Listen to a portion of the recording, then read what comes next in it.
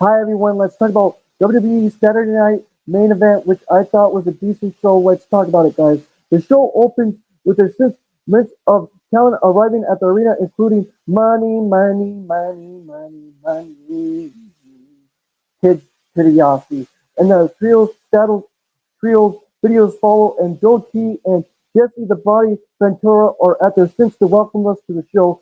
It just gives good vibes, guys. It really does. It just gives really good vibes. Really great vibes, in my opinion. Then we had Nia Jax versus Rhea Ripley for the WWE Women's World Championship to open the show. And Nia Jax with a cheap shot during entrances, and she gets a bell. And then Rhea Ripley with a dropkick forearm in the corner and ducks a lariat and like DDT and Nia to the floor. And Rhea with a cannonball off the apron and back inside. Nia cuts her off with a headbutt and follows it with a corner belly avalanche and setting her up, and Rhea Ripley meets her with a boot, and Nia climbs her under her avalanche and Samoan drop for two. And we go to the break, and then back from the break, Rhea Ripley peppering her with strikes and keeping her off balance and steps up Trinket Center caught, but the catch is countered into a Yuki tactic, and Riptide countered into a Samoan drop, and Nia goes up top, diving leg drop, and nope, Rhea gets under her and powerbomb prison block since, but Nia keeps her from getting it all the way and swings her off, and Nia with a big rock bottom out of the corner, and Rhea managed to shove her to the floor into the aftermath off the top, and plunger connects, and back inside. Nia counters with a power bomb and hits the percent drop and pulls up top again, and Rhea grabs at her foot for the delay and gets the under her, and the electric chair drop connects, and both women are down and out, and a little back and forth panel. Also again, back and forth pump handle, and Rhea Ripley wins with the riptide and retains the WWE Women's World Championship and defeats Nia Jax, which I really wanted Nia Jax to become the new World Heavyweight Women's Champion.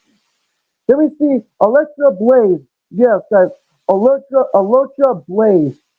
I give Alexa Blaze all the praise. You know what I'm saying, guys? Freaking, she did a lot of great stuff for the business back in the day. I'll say it again, guys. We see Alondra Blaze and Mark Henry in the front row, and then Sheamus makes his entrance as we went to the break.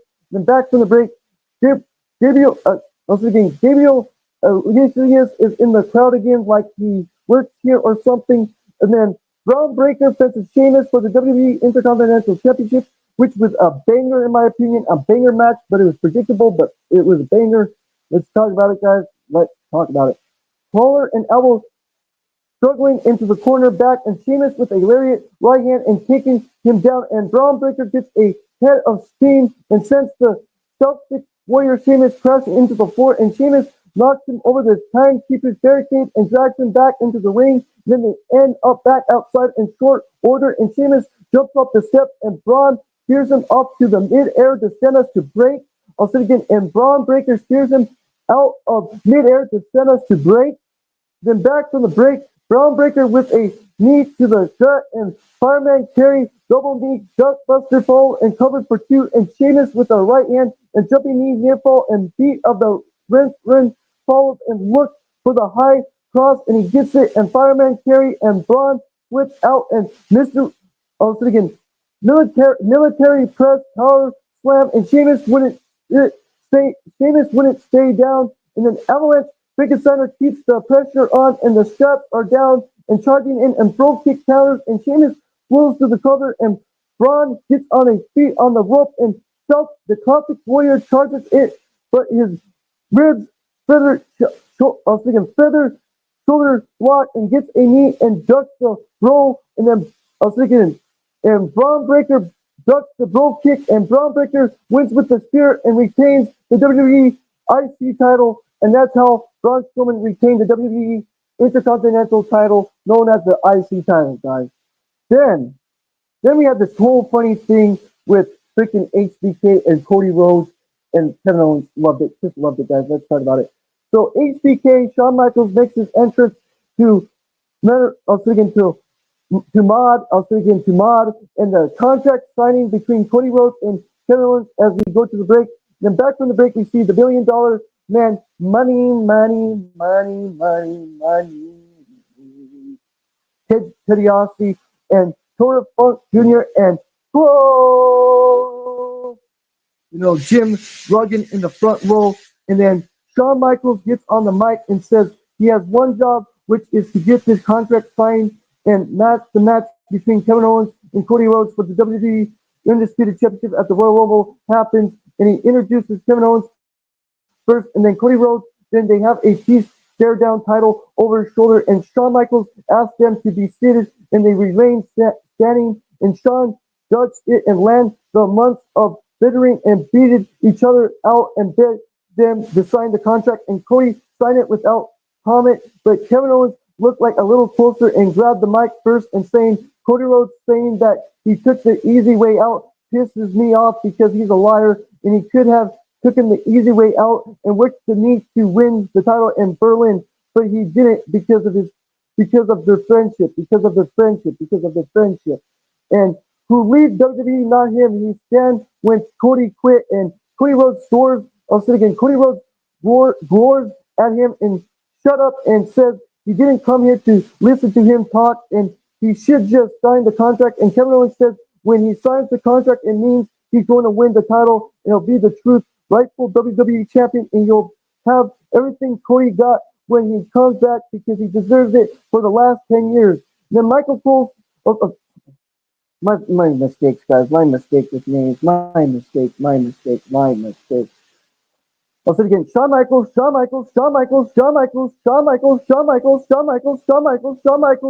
says Kevin Owens sounds jealous, and Kevin Owens unloads on him and saying he just looks like Cody Rhodes and says he's quit when things go tough too, and thinks Shawn Michaels is jealous that he's made this title mean more than he's ever did, and once he wins the Royal Rumble, he'll give everyone a champion to believe in.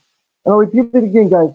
Shawn Michaels says Kevin Owens sounds jealous, and Kevin Owens unloads on him and saying he's just like Cody Rhodes and he quits when things go tough too, and thinks Shawn Michaels is jealous that he made this title mean more than he ever did, and once he wins the Royal Rumble, he'll give everyone a champion to believe in. And he signs the contract and hands it over. Then Shawn Michaels calls for a ref so the title can be put on the sixth and first into the rafters. And then Don Izzard arrives and hangs first the classic Regan Angel and second Cody's recent WWE Championship, and the belts are raised about 10 feet over the ring, and Shawn Michaels explains how ladder matches work and wishes them luck, and Owens refused a handshake, and Cody Rhodes takes one, and KO throws a cheap shot on him, and HBK, Shawn Michaels takes him hell for it and goes for the stunner, and Cody Rhodes returns and cuts him off, and Shawn Michaels lays Kevin Owens out with a sweet chin music, which was funny, guys. That was funny. I love that. I really love that Shawn Michaels did that to Kevin Owens, man. Oh man. Then we see the main event. Jey Uso warming up backstage, and Braun Strowman makes his entrance, and we send us to the break. And back from the commercial, Jacob Fatu cuts a quick promo as he walks backstage about how he's going to beat Braun Strowman tonight. And this match was good, but I don't like this qualification, guys. I don't. But this was great, though. The pulse match was amazing with Jacob Fatu, man. Let's talk about it, though.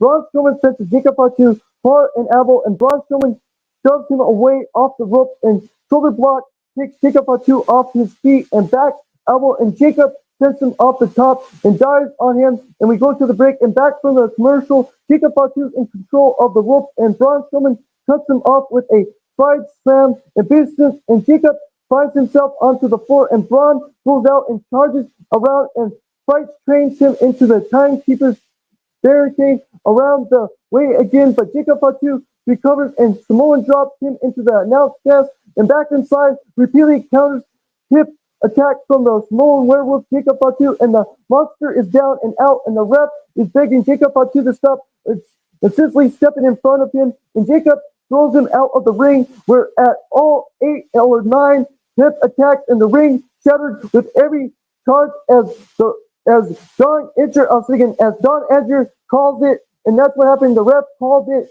I'll say it again. I'll just say the ref called it, and that's what happened right there. And you know what I'm saying? And Jacob Fatu used the chair on the freaking referee, and that's what happened right there, guys, and stuff. And that's what happened with the match ending in a disqualification. And Braun Strowman won by DQ, guys.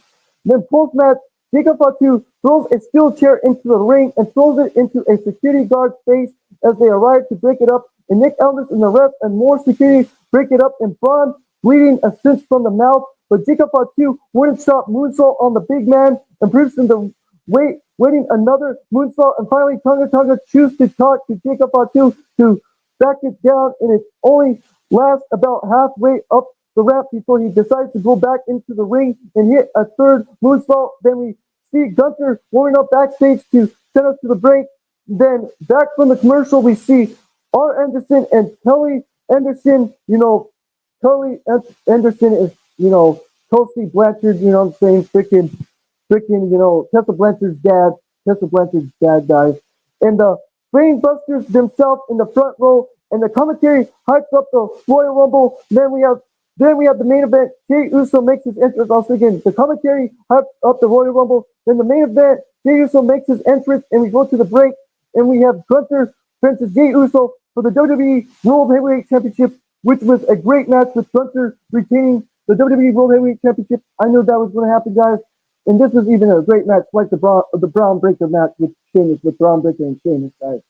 And no footer in the filling out, and Jey Uso up top, and Gunther chops him to the floor as we go to the break. And then back from the break, Gunther's in control, pressing the attack, dropping a knee across his jaw, but Jey Uso gets a Samoan drop from some breathing room and fires up in the corner, but he runs right into a drop kick from the ring general, and powerbomb. Jey kicks out a little back and forth as we go to break, and one with and we go to a break one last time. I was thinking we go back and forth, and we go to the break one last time. The back from the commercial break, Jey Uso with right hands and big traffic, and Gunther just blasts him with a boot and an Infernario on the rebound, and German suplex from the champ, and off the rope, and Jey Uso with a super kick and so close running hot and switch to Rikishi is good for another near fall, but the ring general isn't out yet. And Jey up top, and Gunther meets him with a chop and climbing to join him, and Jey slips under him, and Ladder Bomb gets main event Jey Uso a deep near fall, and then a spear connects, and a second spear heads up top, and a diving splash, and still Gunther would not stay down, and charging down for another spear, and powerbomb rolls through a second powerbomb, and that's how Gunther won by pinfall with the powerbomb and defeated Jey Uso. Again. Gunther defeated Jey Uso with the powerbomb, and that's how Gunther retained the WWE World Heavyweight Championship, guys. And I give this show a 7 out of 10. I gave this Saturday night main event a 7 out of 10, guys. A 7 out of 10, guys. A 7 out of 10. And that's all I have to say, guys. Don't forget to like the video, subscribe to the channel, hit those notification bells, guys. I thought this was a decent show of Saturday night main event. Their second episode since they came back. Their second episode, guys. So this was the 38th episode, I believe, or the 39th episode of Saturday Night Main Event. So yes, guys, don't forget to like the video, subscribe to the channel, hit those notification bells as always, guys. This is Christopher Jackson Never. I was thinking this is Christopher Jackson Never, and we're out, guys, and I give this show a 7. Yes, I give Saturday Night Main Event a 7 out of 10, and we're out, guys.